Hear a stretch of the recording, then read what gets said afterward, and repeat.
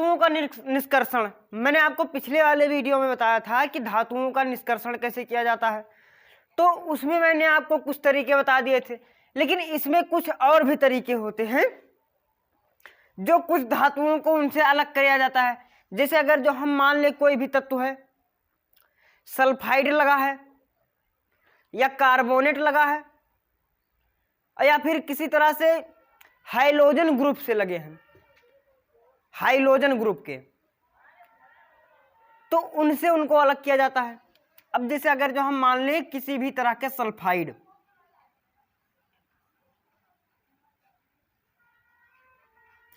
ये zinc sulphide,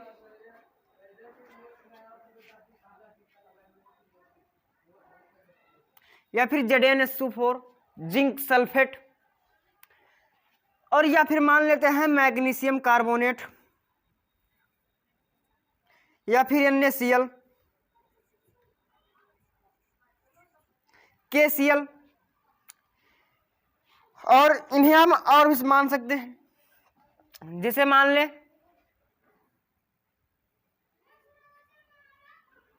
Al2O3, तो कुछ तो इनमें से आपको सिंगल से मिल जाएंगी, लेकिन कुछ तो संयुक्त अवस्था में मिलेंगी। तो ये कितने में है? ये संयुक्त अवस्था में है। इनमें ये प्योर फॉर्म में नहीं है, क्योंकि जब ये प्योर फॉर्म में होता तो ये सिंगल में होते। अब यहाँ पर प्योर फॉर्म में ये सिर्फ इतना है Zn, और अगर जो यहाँ पर सिर्फ O4 और ये सल्फर अलग, तो ये हो जाते हैं प्योर फॉर्म में जब सिंगल सिंगल हो जाते हैं। लेकिन जब ये इनमें एक या एक से अधिक कुछ धातुएं और अधातुएं मिलकर हो जाती हैं, तो वो हो जाते हैं संयुक्त फॉर्म में। तो इनमें से अगर जो हम धातुओं को निकालें, इनको अलग करें, तो इनके लिए अगर जो हम सल्फाइड की बात करें, सल्फेट की बात करें, तो उनमें किया जाता है भर्जन, रोस्टिंग।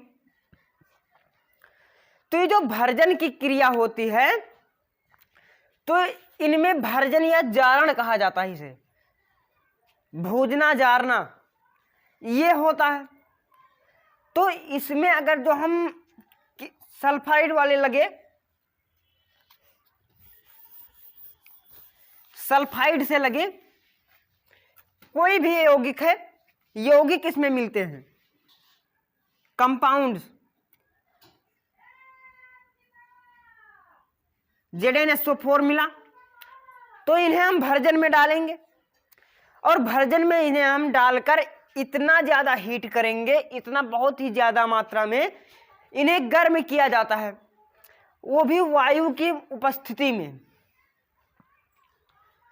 और जब इन्हें हम वायु की उपस्थिति में हीट करते हैं, गर्म करते हैं, तो ये वाष्पित हो जाते हैं, और इन्हें इतना ज्यादा हीट किया जाता है कि वायु की उपस्थिति में हीट किया जाता है, और बहुत ही ज्यादा हीट किया जाता है, जिसके कारण जो ये सल्फाइड है, ये सल्फाइड है, और इसे हम बहुत ज्यादा हीट करेंगे। ये सिंबल होता है गर्म करने का। तो इन्हें हम गर्म करेंगे, तो ये टूटकर ये बन जाएंगी, यहां पर इसके ऊपर हीट हुआ तो ये बन जाएंगी zinc oxide plus sulphur dioxide, ये बन जाएंगी।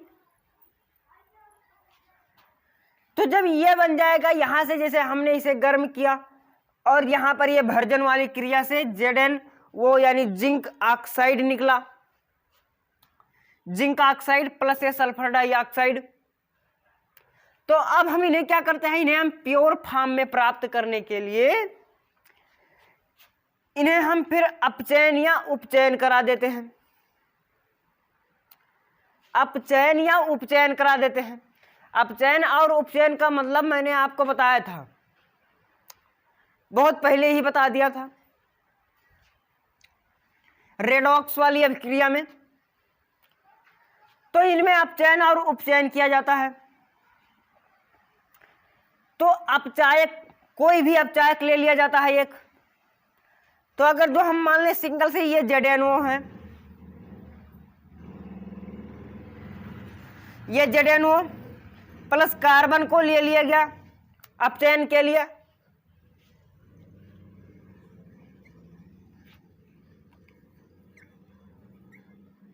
यहां पर ये CO2 बन जाएगा प्लस Zn,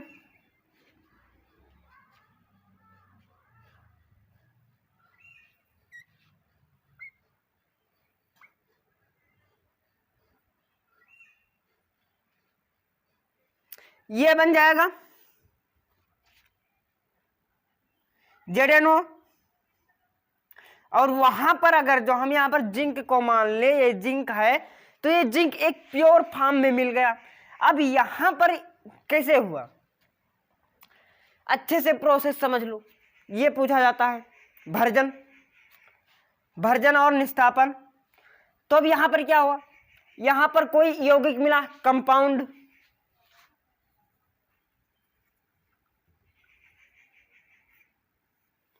ये कंपाउंड मिला और कंपाउंड को इन्हें हम गर्म किया, इसे गर्म किया और ये टूट गया। तो ये किस में टूटा, दो यौगिक में। अभी फिर भी ये कंपाउंड सी हैं,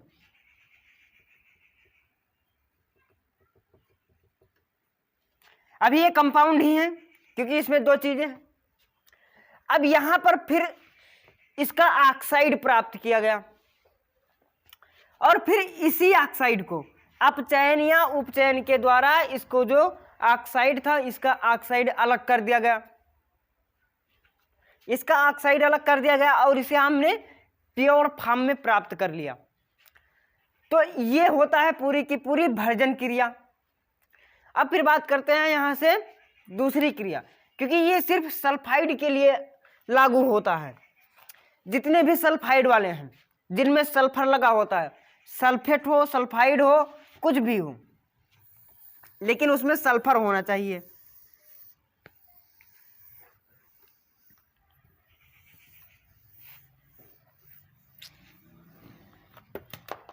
लेकिन अब यहां पर आपको मिलेंगे कुछ कार्बोनेट वाली, मैंने आपको क्या बताया था अभी, सल्फाइड और कार्बोनेट। तो यहां पर अब आपको इस तरह मिलेंगे MgCO3, ये मिलेगा।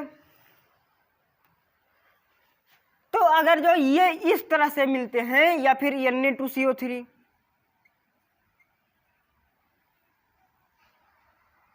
किसी भी तरह के कैल्शियम कार्बोनेट,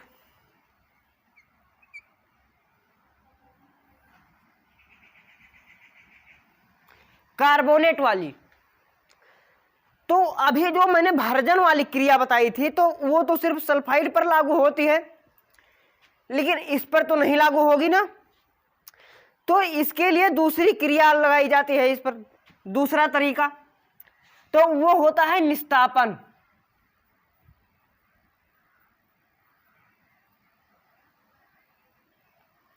इन्हें हम कहते हैं निस्तापन। तो इस क्रिया में क्या होता है,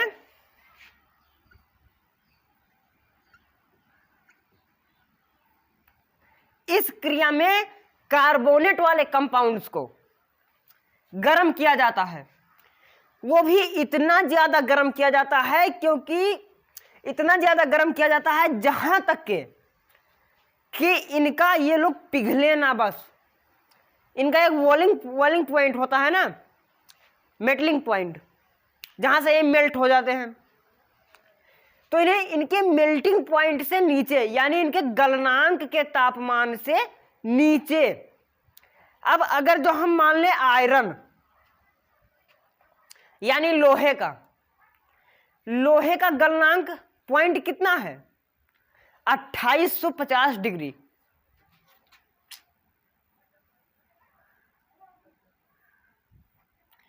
$2850। और अगर जो हम सिंगल मान लें कॉपर को, ये तो हो गया आयरन का, कॉपर का, तो कॉपर का मेल्टिंग पॉइंट है 1550 डिग्री। इसका मेल्टिंग पॉइंट 1550 डिग्री। और अगर जो हम फिलामेंट की बात कर लें, वो बात अलग है कि फिलामेंट बल्ब में लगता है, विद्युत में लगता है, क्योंकि जो बल्ब का तंतु होता है जिससे जो रोशनी देता है उसे हम कहते हैं फिलामेंट। जो बीच में लगा होता है उसके दो तरफ तार लगे होते हैं, कुछ इस तरह ऐसे निकले होते हैं, और वो बीच में कुछ ऐसे होता है, एक कुंडली युक्त इस तरह से। तो यहां पर जो ये लगा होता है ये होता है फिलामेंट। तो ये पूरा का पूरा क्या होता है, फिलामेंट। तो ये कितनी डिग्री पर, ये 3580 डिग्री पर इसका मेल्टिंग पॉइंट होता है, 3580 डिग्री। तो अभी हम क्या बात करें यहां पर, कार्बोनेट वाली कंपाउंड्स। तो इन्हें हम निकालने के लिए क्या करते हैं, इन्हें बहुत ही ज्यादा हीट किया जाता है। अगर जो इसका सिर्फ आयरन का मान लें, अगर जो यहां पर आयरन पर लगा है कार्बोनेट FeCO3, फेरस कार्बोनेट, तो इसे हम प्राप्त करने के लिए क्या करेंगे, यहां पर हम इसे इतना ज्यादा टेम्परेचर कर देंगे कि इसका गलनांक पॉइंट कितना है, मेल्टिंग पॉइंट 2850 डिग्री है। तो इसे हम इस आयरन को लगभग 2840 से 45 डिग्री तक इसे गर्म करेंगे, इसके गलनांक पॉइंट तक नहीं पहुंचने देंगे, क्योंकि अगर जो ये गलनांक पॉइंट तक पहुंच गया तो वो तो खुद मेल्ट हो जाएगा, और इसे हम मेल्ट नहीं होने देंगे, क्योंकि जब ये मेल्ट ही हो जाएगा तो पूरा का पूरा यौगिक ही खराब हो जाएगा, यानी जो इसमें हमें मिलेगा मेटल तो हमें मिलेगा ही नहीं।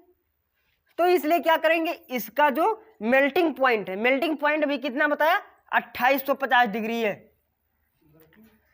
तो इसे हम कम से कम 2840 से 45 डिग्री,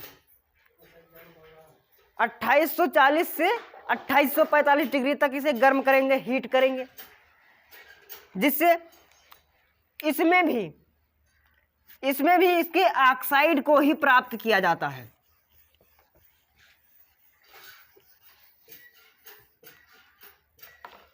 अगर जो यहां पर मान लेते हैं फेरस कार्बोनेट था, तो इसे हम गर्म करेंगे, इसे गर्म किया तो ये 2 कंपाउंड्स में बदलेगा, फेरस ऑक्साइड प्लस CO2 में, तो ये इसमें बदलेगा। उसके बाद में जो ये फेरस ऑक्साइड है तो इसको भी हम अपचयन या उपचयन के द्वारा इसे हम जो इसका मेटल है उसे हम प्राप्त कर लेंगे। अब यहां पर यह है फेरस ऑक्साइड प्लस, अगर जो हम यहां पर H मान लें, हाइड्रोजन से इसका अपचयन या उपचयन कराया जाता है H2 से, तो ये यहां पर बन जाएगा जल, H2O प्लस Fe। यहां पर पानी के साथ में जो हाइड्रोजन है, हाइड्रोजन ऑक्सीजन से संयोग करके उससे जुड़ के पानी बना लेगा, और जो यहां पर ये है आयरन हमें प्योर फॉर्म में मिल जाएगा। लेकिन इतना ही नहीं, अब यहां पर हमने आपको क्या बताया, सल्फाइड और कार्बोनेट।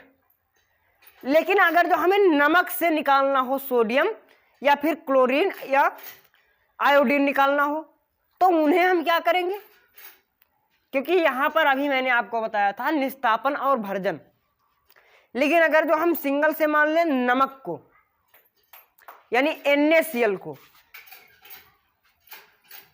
सोडियम क्लोराइड जिसे हम क्या कहते हैं साधारण नमक, तो इसको हम निकालने के लिए क्या करेंगे, ये बहुत ही ज्यादा पावरफुल होते हैं, तो इन्हें हम निकालने के लिए करेंगे इलेक्ट्रोलिसिस, विद्युत अपघटन। तो ये जितने भी हाइड्रोजन ग्रुप के हैं, अब कुछ बच्चे सोच रहे होंगे कि हाइड्रोजन ग्रुप क्या है, तो हमारे जो आवर्त सारणी है पीरियोडिक टेबल में, तो पीरियोडिक टेबल में जो 17वां समूह है, हमारे पीरियोडिक टेबल में 18 समूह हैं, कुछ इस तरह से बने होते हैं, और ये इस तरह के 7 आवर्त होते हैं पीरियोडिक टेबल में। तो जो यहां पर 17वां समूह है, 17वें समूह के सभी तत्व हाइड्रोजन ग्रुप के कहलाते हैं। हाइड्रोजन ग्रुप के आपको मैं सिंगल से बता रहा हूं। यहां पर फ्लोरीन 9 नंबर पर है और क्लोरीन 17 नंबर पर, ये हाइड्रोजन ग्रुप के ही हैं। और ये है ब्रोमीन 35 नंबर पर, और फिर आयोडीन 53 नंबर पर। तो ये है हाइड्रोजन ग्रुप के। तो जब ये किसी के साथ मिलेंगे हाइड्रोजन ग्रुप वाले, भर्जन और निस्तापन समझ में आया कि नहीं आया? जिन बच्चों को समझ में आया वो कमेंट कर दें, और जो नए हो चैनल को सब्सक्राइब कर दें और वीडियो को लाइक कर दें। तो हम इन्हें कैसे निकालेंगे? ये बहुत ही मजबूत होते हैं, इनसे जो बने कंपाउंड होते हैं वो बहुत ही मजबूत होते हैं। अगर जो हम मान लें कि ये समुद्र से प्राप्त होता है, समुद्र से हमें ये नमक प्राप्त होता है यानी NaCl मिला, तो इससे हम सोडियम को अलग करने के लिए क्या करेंगे? सोडियम को अलग करने के लिए विद्युत अपघटन कराएंगे। जो इलेक्ट्रिक है यानी विद्युत है करंट, तो उसमें इलेक्ट्रिक करंट प्रवाहित करेंगे। Flowing in electric current. तो उसके लिए यानी विद्युत अपघटन के लिए वहां पर एक तरह से एक बीकर होता है, कुछ इस तरह से।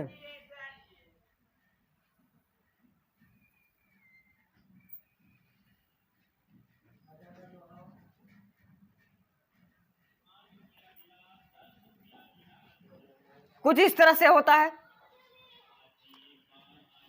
तो यहां पर 2 तरह से होते हैं, एक धनायन वाला और एक ऋणायन वाला, यानी एनोड और कैथोड। तो एनोड पर माइनस चार्ज होता है और कैथोड पर प्लस। तो यहां पर 2 प्लेट लगी होती है, यहां पर कुछ इस तरह से एनोड,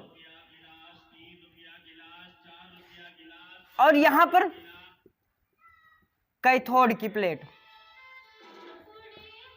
यहां पर कैथोड की प्लेट लगी होती है, और यहां पर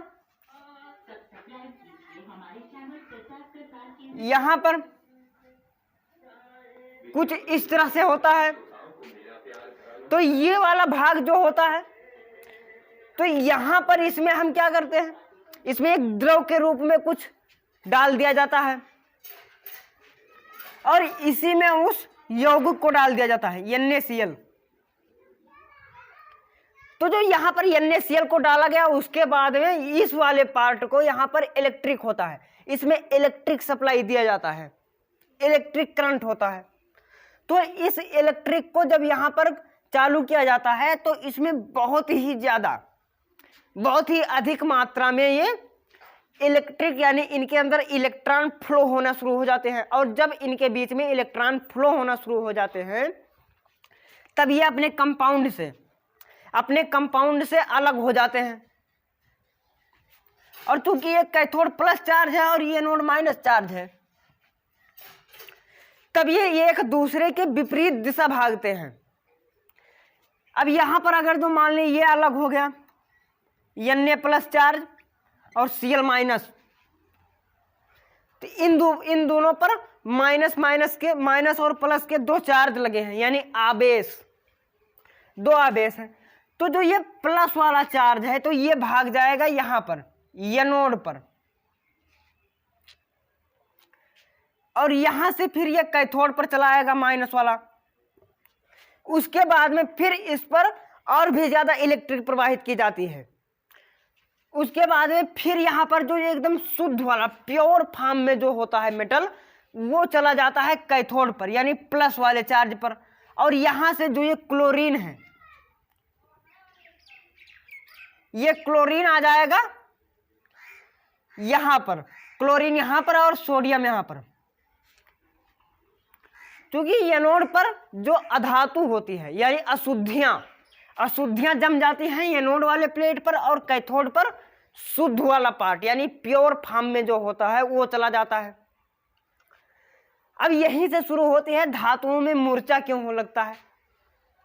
कुछ धातुएं संक्षारित हो जाती हैं, मूर्छा, तो उन्हें साइंस की भाषा में कहा जाता है क्रोजन यानी संक्षारण।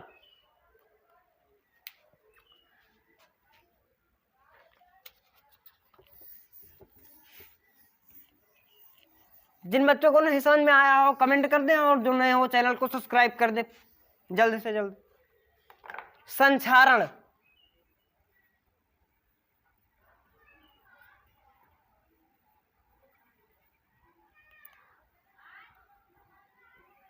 क्रोजन। तो संक्षारण का मतलब होता है मूर्छा लगना। हम उसे आम भाषा में क्या कहता है, मूर्छाएगा, ये होता है। तो ये मूर्छा होता क्या है, क्योंकि जो मूर्छा कब लगता है, जब कोई भी मेटल है वह अपने आसपास में नमी के संपर्क में आती है और उसे हम कुछ एसिड या बेस से रिएक्ट करा देते हैं, तब वो संक्षारित हो जाती है।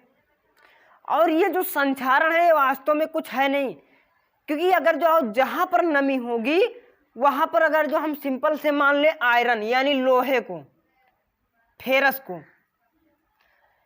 तो इसके पास कितने इलेक्ट्रॉन है बाह्य कोश में, इसकी वैलेंसी 2 मानी जाती है। तो इसमें दो इलेक्ट्रॉन इसके चारों तरफ घूम रहे हैं मुक्त अवस्था में, तो वो जिसके पास जाएंगे उससे वो जुड़ जाएंगे। तो क्या करते हैं, नमी में होता क्या है, नमी में H2O होता है, पानी, जल से ये तो नमी होती है। तो ये जो आयरन है, आयरन, तो वो ऑक्सीजन पर कितने माइनस चार्ज होते हैं, 2। ऑक्सीजन में 2 माइनस चार्ज। तो इसके पास जो आयरन के पास 2 इलेक्ट्रॉन हैं वो उसको दे देगा, आयरन को ऑक्सीजन को दे देगा।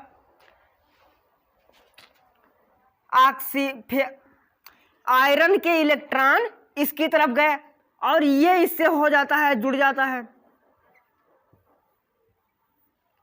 फेरस ऑक्साइड बना लेता है और यही फिर क्रोजन हो जाता है। ये मुरझाने लगता है, संक्षारित होने लगता है। तो संक्षारण का मतलब तो समझ में आ गया। तो इन्हें संक्षारण को रोकने के लिए कुछ तरीके भी होते हैं।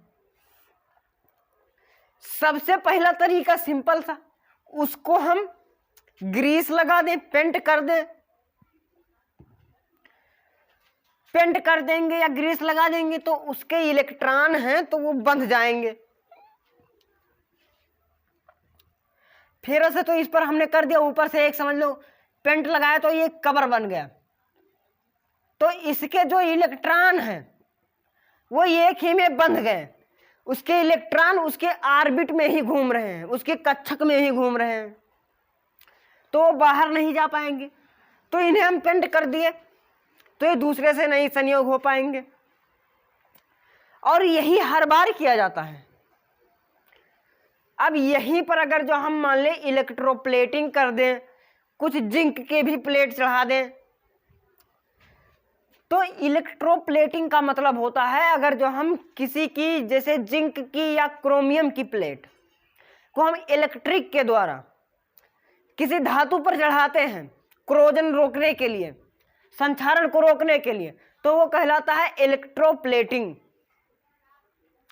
लेकिन अगर जो हम जिंक का सिर्फ इलेक्ट्रिक के द्वारा नहीं, सिर्फ वैसे ही लेपन कर देते हैं तो वो कहलाता है यसद लेपन।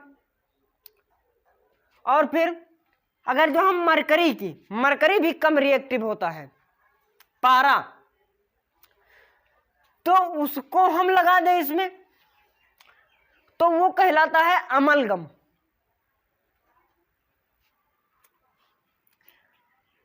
अमलगम। तो इतना समझ में आ गया। जो बच्चे नए हों वो सब्सक्राइब कर दे चैनल को, ताकि हमारी न्यू वीडियोज आप तक पहुंचती रहे। और ये सारा होता है संक्षारण का कारण। संक्षारण का कारण तो जो जिन्हें नहीं समझ में आया हो कमेंट कर दें। तो संक्षारण का मतलब समझ में आया? जिन्हें नहीं समझ में आया हो कमेंट कर दें, और जो नहीं हो चैनल को